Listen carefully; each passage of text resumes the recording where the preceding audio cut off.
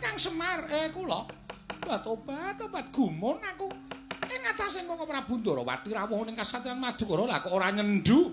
Ora ndhawuhi kalan Wara Srikandhi. Malah sajake ora melu marang Panakawan. Rasaku kok ora kepenak Kakang Semar. Kula dhewe ya gumun. Biasane Sinuwun Ndarawati niku mesti ndhawuhi dhateng kula. Ndhawuhi dhateng anak-anak kula luwih-luwih Sinuwun Ndarawati niku ora sahabat karibe Petruk. Karo Petruk kok mboten nyendu, mboten ngruruhi. Aku ya gumun nek. Biasane nek gojek karo aku ki gayenge kaya ngono. Iki kok tanpa ndhawuhi karo aku tobat. Saja Cupriya teleng atiku.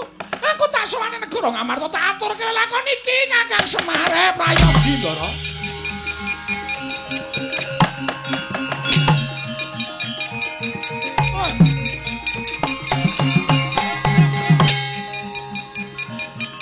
Yo.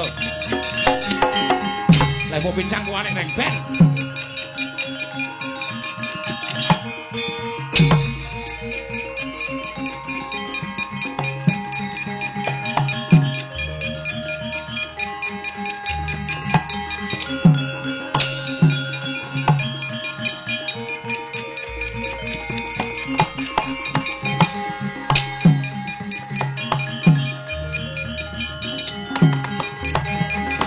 Kuncing langit kelap-kelap katon lir kincanging risang mawe gandrung sabaran katulu wukir moyak mayek saking Dias Baliwur kacarita ing ajeng Dewi Brahmanawati ingkang dipun getak ing Rama Sang Brahmanadewa ya Sang Brahmana Kandha nalika semanten kontal kaprapal kendang kapracondang kalyaning jagat gawaning para dewa lumerek ing wanci ginege mangsane ginelak wancine nalika semanten Dewi Brahmanawati dawah kalenggak wonten tengahing wana kaliyaning jagat nadyan kandutan nembe sawetawis parandering mangke ambabar ponang jabang bayi jalu pekek warnane